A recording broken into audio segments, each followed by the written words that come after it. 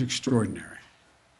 And you have to think of all they're doing. Thanks to the people from all over the world who are helping this effort.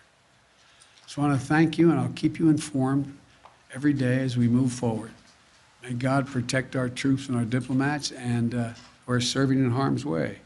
Now I'll take a few questions. Darlene from the Associated Press. Mr. President, thank Yes.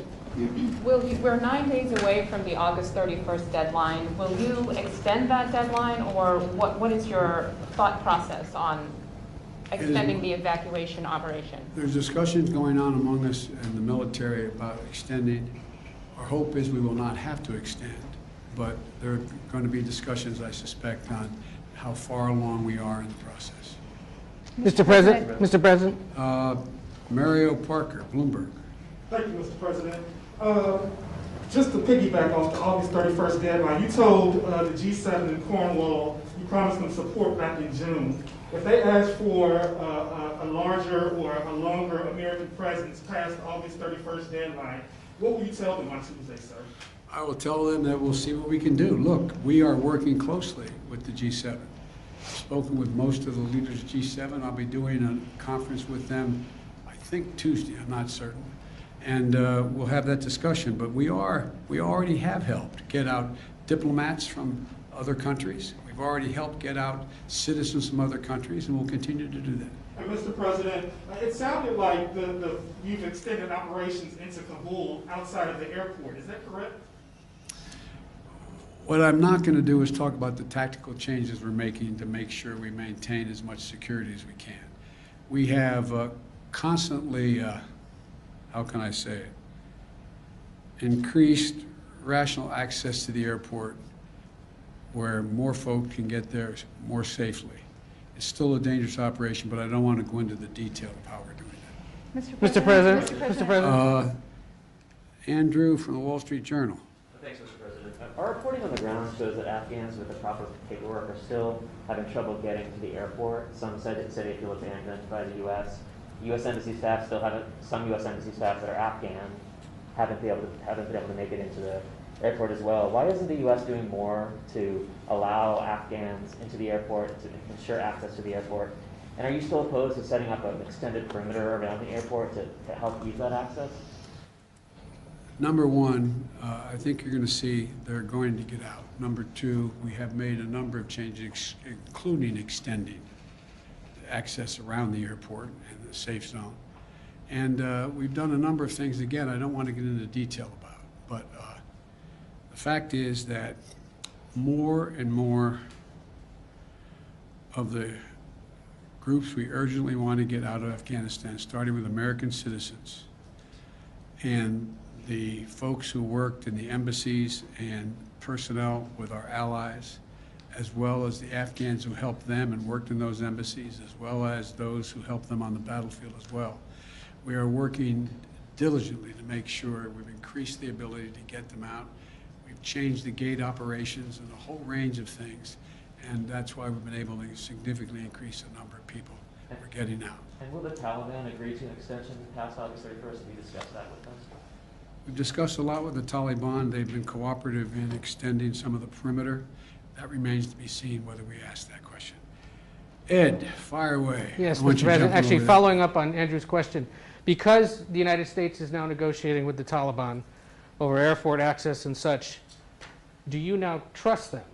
And then a question on the public response. A new poll out today shows Americans wanted to withdraw from Afghanistan, but they disapprove of the way you've handled it.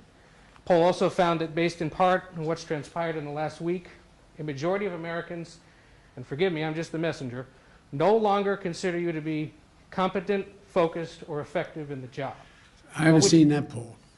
It's out there from CBS this morning. What would you say to those Americans who no longer believe that you're up to the job? I had a basic decision to make.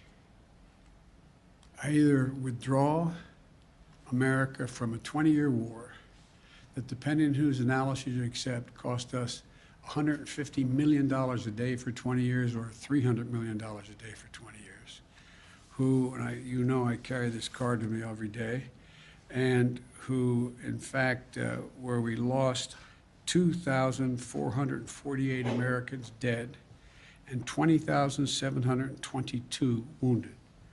Either increase the number of forces we keep there and keep that going, or I end the war. And I decided to end the war. As I said the other day, you know, the only reason we're in Afghanistan is this is the place from which bin Laden attacked the United States of America. Had this been in another Middle Eastern country where he could have easily have moved from, we would have never gone to Afghanistan. So the question is, when is the right time to leave? Where are our national interests? Where do they lie? And the idea that we are in a situation where we can not recognize that terrorism has metastasized around the world, and the need for us to focus on other parts of the world which create an even greater danger of an al-Qaeda-like operation beginning, can't be ignored. And we are, as you well know, because you follow this, we are a number of places where we're doing that without permanent basing American forces there. So I think when this is over, the American people have a clear understanding of what I did, why we did it, and but look, that's the job. My job is to make judgments. My job is to make judgments no one else can or will make. I made them. I'm convinced I'm absolutely correct in not deciding to send more young women and men to war for a war that in fact is no longer warranted. On the question of the Taliban, though, do you trust them now that you have to negotiate with them? I don't trust anybody, including you. I love you, but you know, there's not a lot of people I trust. To look, the Taliban has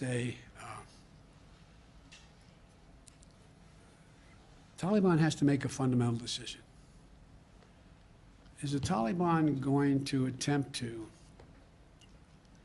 be able to unite and provide for the well-being of the people of Afghanistan, which no one group has ever done since before, dealing for hundreds of years? And if it does, it's going to need everything from additional help in terms of economic assistance, trade, and a whole range of things. The Taliban has said, we'll see whether they mean it or not. They're seeking legitimacy. They're seeking legitimacy to determine whether or not they will be recognized by other countries. They have told other countries as well as us they don't want us to move our diplomatic presence completely. But so all of this is all just talk now. All just talk now. And so far, the Taliban has not taken action against U.S. forces. So far, they have, by and large, followed through on what they said in terms of allowing Americans to pass through and the like. And I'm sure they don't control all of their forces. It's a ragtag force. And so we'll see. We'll see whether or not what they say turns out to be true. But the bottom line is this, folks. Look, at the end of the day, if we didn't leave Afghanistan now, when do we leave? Another 10 years? Another 5 years? Another year? I'm not about to send your son or your daughter to fight in Afghanistan. I don't see where that is in our overwhelming interest. And the talk about how our interests are going to be impacted, let me tell you, you're sitting in Beijing or you're sitting in Moscow. Are you happy we left? They'd love nothing better for us to continue to be bogged down there, totally occupied with what's going on. So the idea, I think that history is going to record, this was the logical, rational, and right decision to make. So thank you all so very much. Thank you. Sanctions against the Taliban, the British are calling for sanctions. They're going to discuss sanctions on Tuesday. Would you support sanctions against the Taliban under certain conditions? On Friday, you mentioned harsh conditions if they misbehave. The answer is yes. It depends on the conduct. Thanks. Mr. President, what about ISIS and the threat that Americans face now?